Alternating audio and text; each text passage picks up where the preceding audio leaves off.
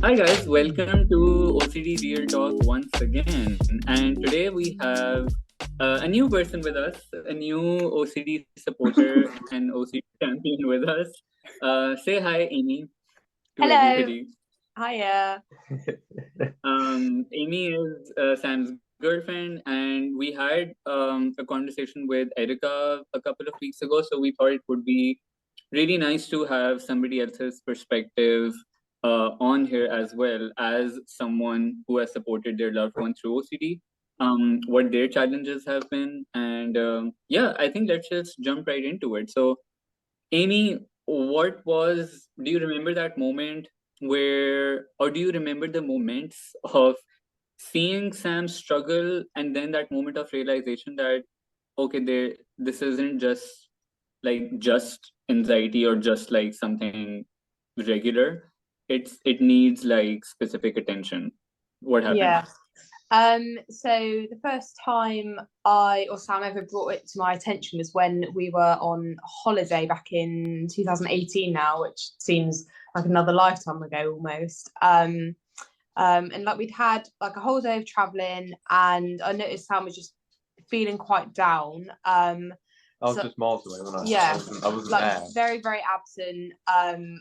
I just thought he was just tired from obviously like all the traveling we'd done. And then I was like, no, like what's up? Like you can talk to me. And he was like, oh no, I'm just like mentally not feeling the best. And then that's how the conversation kind of started. And it all just unraveled from there. And at the time, both not me or Sam knew it was OCD at all. And obviously you were telling me about these thoughts that you were getting and how you were having to do things to like cancel out these thoughts and to kind of work against them. And I think I said to you, this was even like a couple of weeks later. So we pretty much spent the whole of our first holiday together talking about OCD, but obviously not knowing it was OCD at the time. Spent the whole time confessing, asking for reassurance. It's a good holiday, that is.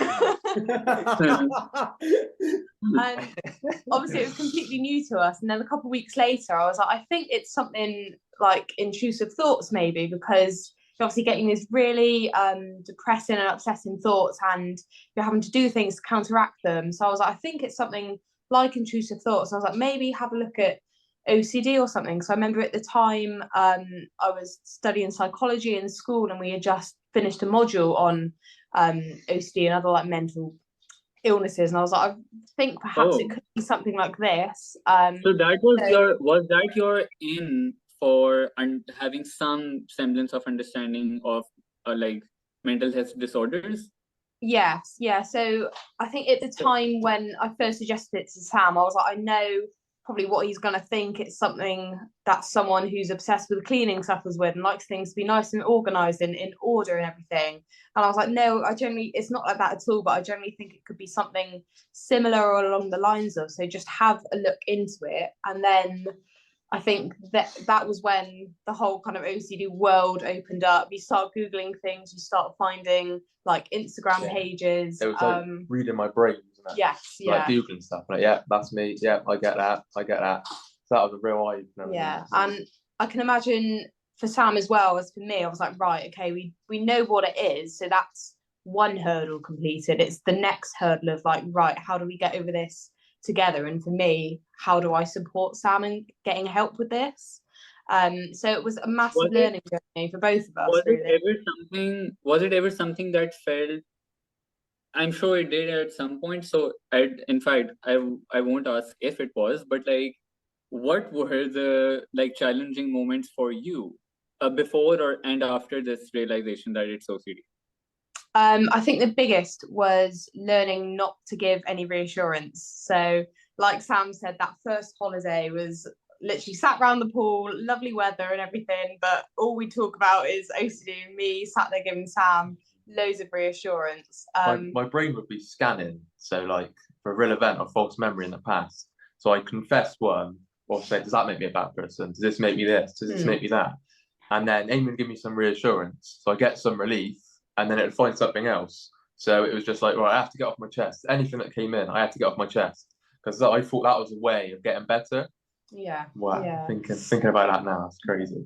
And then eventually when we found out obviously giving reassurance does absolutely nothing, it's really hard to hold yourself back and kind of just sit there whilst they're confessing all of this to you and not having something meaningful to reply, because it feels horrible and it is tough love. See me cry in my eyes out. It's like, Yeah. well, he's got. How Yeah. can I not say something? But it's got to sit Get with on that. with it. That's tough love.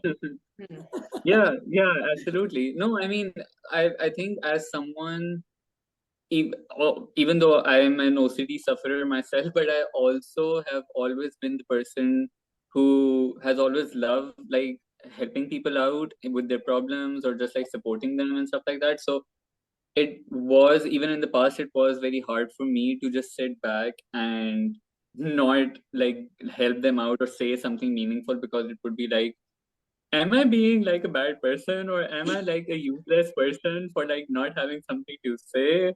I need something to say, but I completely get that. Nick, like, do you do you see any, because I feel like you're at This least in is so the funny. I'm just laughing in my head the whole time. Like, I can't stop giggling because, like, I feel like with sensory motor, it's so like it wasn't like what you said, Amy.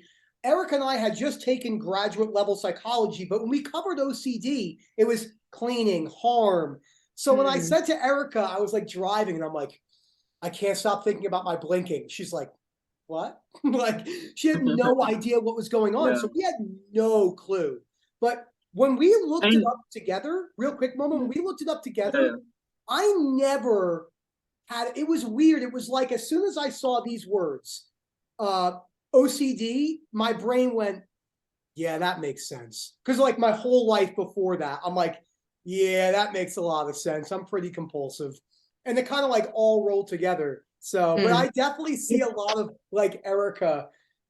It's exactly, and it's really together. amazing that you had that insight, because Sam mentioned this like in one of the previous, I think, real talks that we did as well. I think it's really amazing, Amy, that you had that insight of like, oh, this might be OCD, and also like, because Sam has had like taboo themes, whether it's POCD or cheating and stuff like that, and I think it really is like something very hopeful to also see that there are people in this world who don't suffer from OCD but have like a solid understanding and sound understanding of it in that sense, and they can come at it from a place of complete like non-judgment and just absolute support. So what was that like for you, like having those conversations? What was like that like for you?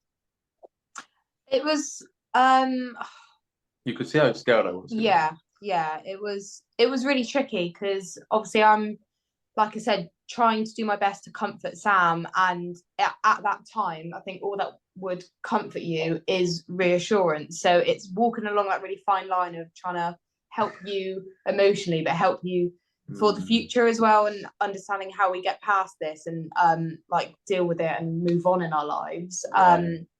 But I can imagine for you and feeling quite like the shame from other people, that if you were to tell them like, oh, I suffer from OCD, they'd turn around and be like, but you're not an overly tidy person, you're not an overly organized person. I'm the opposite.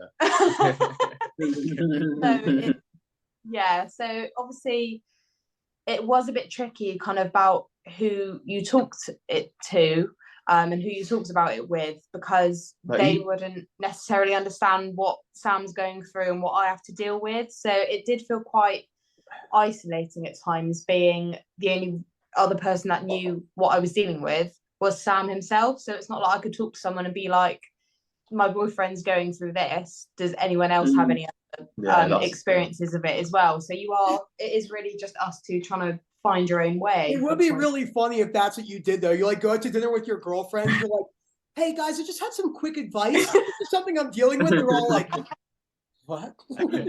But also even reaching out to you, especially with themes like POCD, harm OCD, false memory, real event. You know, when I was locked up with the guilt, even reaching out to you was massive. Like that was a huge jump. Like, because I was just so stuck, and I was like, no, I can't possibly tell anyone, but this is the worst thing in the world. And then I think that's why I lent on you for any bit of reassurance. So because like Amy knew, I was like, are you sure I'm okay? Like, are you sure I'm fine? Am I a good person? And it's just, and then when I confessed to you, it was that or what do you think of me, or have you told anyone? Just that. Oh, Yeah. looking back now, that cycle you get into, just wow. And me, like, because obviously supporting an OCD sufferer can be emotionally taxing, and also because we as OCD sufferers, yeah, we are so self-absorbed that we don't even really think about anybody else's problems. We're like, we're the ones suffering the most. We don't care about anybody else. So, what was that dynamic like with you, for you with Sam? Because like with Nick and Erica, for example, Erica explained this in the real talk as well. There were moments where she was struggling, but she couldn't even reach out to her own husband because he was doing his Like real quick, compulsions and Amy, whatnot. you'll be able to relate to this, both of you. Like my wife is a very close knit family. Like they're like this. Me and my family, we love each other, but we hate each other. It's like that typical New Jersey, like we talk shit all the time.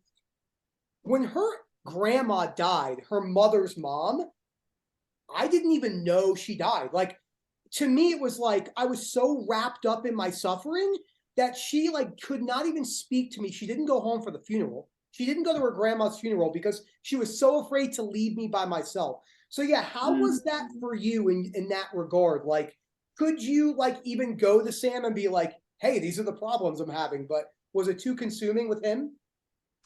I think if I was to say it took up, if I wasn't to say it took up most of our conversation topic, I would be lying, because back then it definitely did. And that was what we spent like 95% of the time talking about. Every night, as soon as I got in from work, yeah. Amy this, Amy that. And it's because I was like crying at work. So I had to just come home and tell Amy everything. Yeah. Honey, I'm home. Am I a good person? Yeah. And obviously, like, we can joke about it now, but when you're being asked questions like that, it's not your normal question. You're like, this is actually a really big thing which is going on in Sam's life. And do you remember when I phoned you before I started work? Yes, yeah. And it's like the phone calls early in the morning, because Sam's had a really rubbish night's sleep. He's woken up feeling awful, and he's had to phone me and confess everything. And it's the really late nights where he's had a really rubbish day and he needs to phone me and confess. You're staying up until like 2 o'clock in the morning on the phone. So obviously that meant I was waking up really tired the next day, not in the best mood. And this is reminding me, like, as you're talking now, like, I forget all this because I was so locked up myself. Yeah. But fuck me, like what that must have took out of you. Yeah. Do you know how many times I ran away? Like Momin knows this. Momin got phone calls from Erica. Dude, I would just wake up at 2 a.m, run downstairs, grab my keys, and drive away middle of the night. And Erica would have to call the cops. Like one time I came back and there was 3 cops at my house.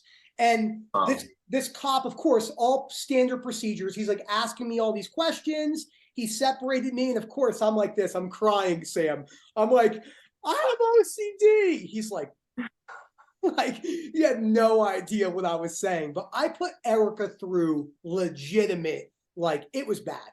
It was bad. I'm sure it was the same thing with you, Amy.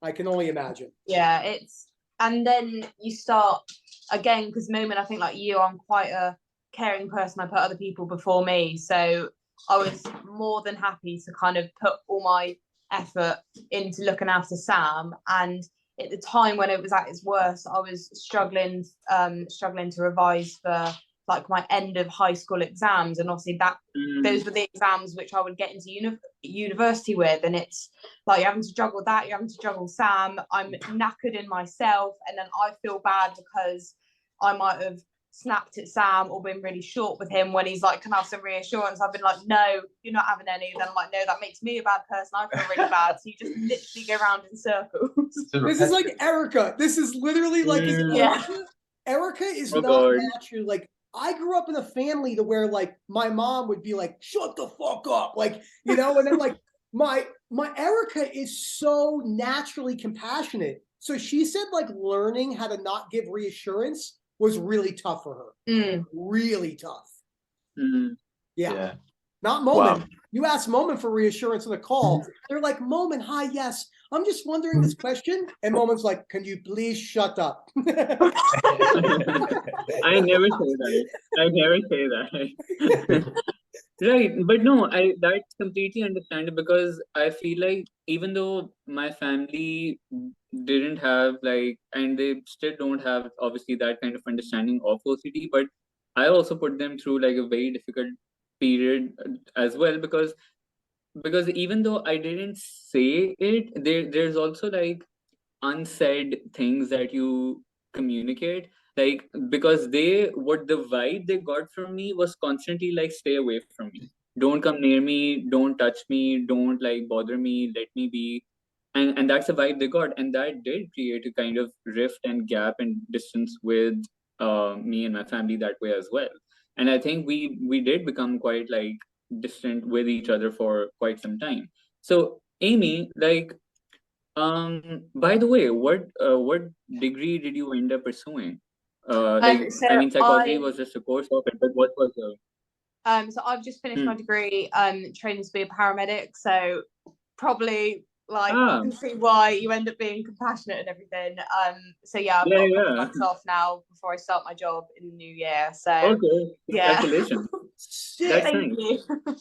you. Yeah. So and so, like, has this in terms of like rational Sam practicing rational thinking and acceptance and stuff like that, was that something that you ever took to your life as well when in your hard moments, or what was that learning curve like? Yeah, so there's definitely I can definitely see it now that Sam's kind of almost come out the other side and is putting everything he's learned into practice on the daily basis. And it's definitely stuff. I think I'm definitely a person who like catastrophizes things. And when I was in school, I'd be like, oh, if I fail this exam, that's it, that's the end of the world. I'm not going to get into university, I'm not going to have a job. And it's just being able to step back and be like, no, be rational about it. What is the worst thing that's going to happen? Are you going to die the next day? No. You're going to feel pretty shitty for a couple of days, maybe. Yes, but it's not the end of the world. So it's definitely things like that I've adopted into my own life, and I think it was Your perfectionism. yeah, You're a massive, perfectionist. massive perfectionist. And I still am nowadays, and I think it's just something I'll always carry with me. But it's definitely helps to be like, no, I don't have to be perfect at this. I can just enjoy doing it without striving It's for task perfection, yeah. not self-perfection, as that man Look Nick at- Anthony will tell you. Sam, right there. This is just how my brain works. Moment and I joke around but this is literally how my ADHD brain works. You were like, I'm gonna be a paramedic. And then my brain went to the scenario where you're in the back of the ambulance and someone's like, I'm having a heart attack, I'm dying, and everyone's like, put the blood pressure cuff on, and you go like this. How many times have you been in this ambulance? 22 times in the last year. You're like, yeah, take the blood pressure cuff up. So here's OCD recovery's page. I'm just like imagining this scenario. But Actually, that was like what I wanted to bring up. Like, do you think that having such like a thorough experience with OCD and learning so much about it, has that, or like generally like talking about chronic anxiety or chronic fear or catastrophization, has that informed your conversations with like your friends, for example, or your family or something like that? Um, I think it's a tricky one. Again, like my family is very close knit. Like I'm an only child, but we've never openly talked about mental health. So I don't think I'd say I've been able to like have meaningful conversations with them. But I think definitely with friends and with going through university and everything, you definitely can take on board what you've learned and what Sam's taught me and apply it to your friends and your studies and everything, which has been like massively beneficial. And I think even with when I was seeing obviously like patients out on my job and out on placement, out on the ambulance, and like you can even apply it to that, and it just helps. Obviously, they need reassurance, but it's a different kind of reassurance, but it's definitely something you can put into practice and use out there as At the well. point of crisis, Yeah. reassurance, but a lot of unconditional other acceptance has been given, hasn't it? Yes, yeah. yeah. It's so I like how you said that. This is such a hard thing for me as being a chiropractor, like separating like OCD and my patients. because like there is like this aspect where someone comes in, if they're like, am I going to be okay? I'm not going to look at them and go, well, I just looked at this one study and 72% of the people that have what you have die. Like, you're not going to say that to them because then they freak out even more. So it is like this very odd balance. But I have a question for you, Amy, as a non-sufferer, and I mean that in the way that we're like, you don't have that anxiety wasn't pumping through you.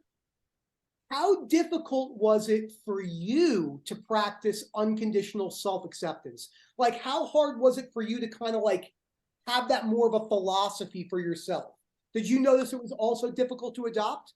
Yes. And I think I would probably even go as far to argue it might be harder for me because I'm not suffering with something on a daily basis. So obviously for Sam and practicing like unconditional self-acceptance, you're having to deal with these thoughts in your head day in, day out. So obviously I think you have a lot more practice with using it. And then when it comes to me, obviously being a perfectionist, I'm not going to be stressed about being perfect every single day. It will just be if and when in certain points in my life. So I definitely like 100% now, Sam is 10 times better at it than I am. And he even says to me now, he's like, Amy, be rational. That's so great. That's so great that you said that. Moment and I and Robin have talked about this, and I thought the same thing. It's not because anyone's better, but like, I think that OCD sufferers have a great opportunity because when you're not suffering, you could be like this. Well, it's not making me anxious. So like, I kind of will work on it. Where like for me, in this, you and Sam, you moment, it's like this. It's like, my entire life is suffering. Like, I need to work on this, you know? Yeah. It's so, like you say, Nick. It's why you're thankful for OCD. You say a lot on it, don't you? You're thankful to OCD, and you're thankful for the suffering. And this is what we mean, that without OCD, I wouldn't even know what unconditional acceptance was. I don't think anyway. I wouldn't have read Viktor Frankl's book, which when people moan about stuff now, I'm thinking, fucking hell. You need to read that book and feel like what proper suffering is like, you know, walking 20 miles in the snow. The OCD suffering experience, to be honest, I've actually never said it like this. I think you two could probably relate to this, because Moment's alone. Doesn't have a Moment. The suffering experience actually brought Eric and I closer. Like, it made our relationship really strong because of the things that Eric and I went through. So I'm actually not only thankful for myself, I am thankful for the whole experience with Erica, because we went through things that thankfully many people will never experience. Thankfully, leaving in the middle of the night, running away, saying I'm going to kill myself 100 times a week. Like, should I leave things alone? Should I hide the knives? Like, I don't know what Nick's going to do. So like really kind of bonding us together. I don't know what you feel about that, Amy. Do you feel like that is something you've ever considered before or been asked? Yeah, definitely. Because I think when 2018, so we were barely, not even a year into our relationship together. And I think to be faced with that, it's suddenly like, okay, this has got like personal 10 times quicker than I thought it would be. So it's something we have to deal with very early on, I think. And obviously fast forward to now, like 4.5 years later, you definitely I mean, it definitely made us closer, but from my perspective, I have to be very careful that I wasn't asking for reassurance and just made you close in that way. Or I could only speak to Amy, or I could just rely on you. So but looking back now, it definitely made us closer and helped our relationship. And I think it's only now when we're having this chat and you look back and reflect on how bad it was at the time and how different it is now, because I can sit here and generally say I cannot remember the last time we had a conversation about OCD, apart from 10 minutes before this video being like, right, we need to talk about it now. Like, go back for a year. What was it like?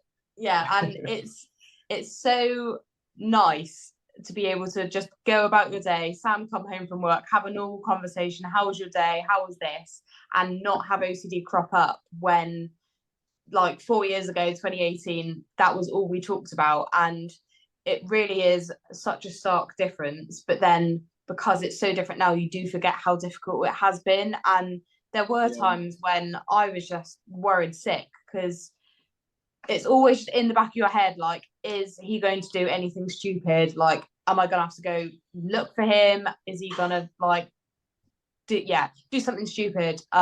So it's just always in the back of your head, and it's just always making you worry. And now it's completely different. So I apologize for putting you through this conversation then. But I have. You'll be asking me for reassurance after. Since we have 10 minutes left, I just want to run by a couple of questions. The first is like, what would you say was your lowest point? You and Sam both, like, you can answer this collectively as well. What was your lowest point in navigating this journey? I feel like I'd say when it came to any big occasion. So, see, 2018, our first holiday together, and all I can imagine Sam was thinking, this is our first holiday together, I need to enjoy it. So it's that added pressure he was putting on himself to enjoy it. It was my birthday as well. It was my 18th birthday. Yeah. Then we came home from that, obviously Sam's 18th, and then it was my 18th a couple of months later, and then it was Christmas, and then it was New Year. So you had all these big occasions, which classically everyone looks at saying, you need to be having the best time of your life here. You need to be surrounded by family, having a really good time. And you just know Sam is feeling like absolute shit. So it puts a bit of pressure on you as well to make sure he's doing okay. But then you need to be spending time with like your own family. And it was just every big milestone. You're like, I wonder how he's doing. So it's, How I even kept a job. Like, it's incredible, isn't it? I was asking you all the time. Like, it's hard to do it justice, but it was literally all the time. So bad when we look back now. But all jokes aside, I mean, I'm so thankful for Amy to have, to actually help. Because I know now reassurance is bad, but when you're really suffering and when you first come into that, I'll do it as well. When you first, when you're really struggling, you're first on the journey, it's so helpful, so beneficial to have someone like Amy now. And it's just how we can joke about it and how we can, I mean, you say you don't even know I've got OCD now. And it's just, I'm so lucky to have that. But you don't, relationship OCD is all these different things. But very, very lucky. That was awesome. No, seriously, I think that was really cool how you said that, Sam.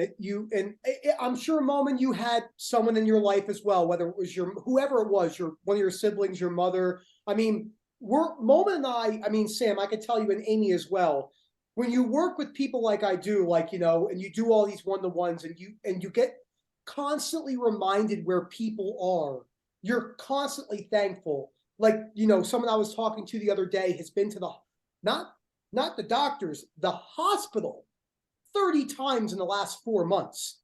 Like, you just don't even realize where you were because you're so much better than where you were. So it's incredible to look at that. And I mean, there's been conversations, I'm sure Momin remembers, where Erica might have been messaging Momin like he's gone, like I said, or Nick is acting crazy. Like, Momin had to Momin was like my personal punching bag from Erica.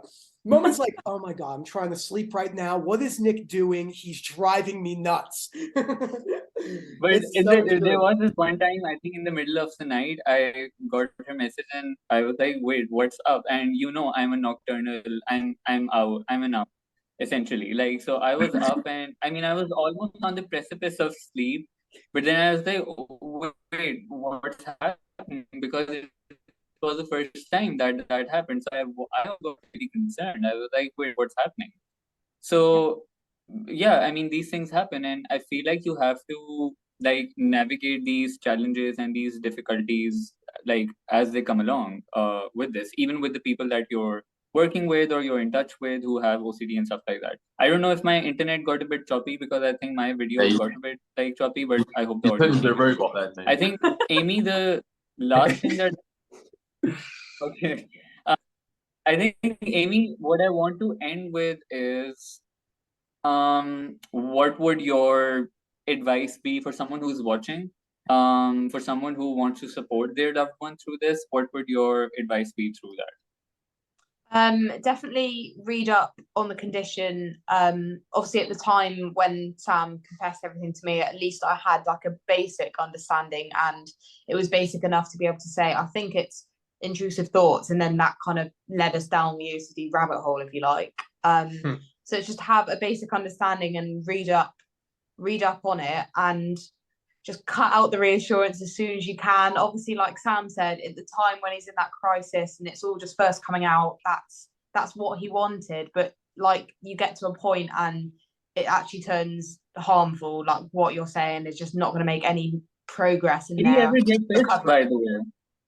Did he ever get pissed about you not giving reassurance? Pardon? That's the point I was going to Did make. he ever? Yeah. So all of this, right? All of the reassurance. He didn't get reassurance. So all the reassurance Amy gave me, right? And I had the cheek to turn around and say, "Oh, you don't give me enough reassurance."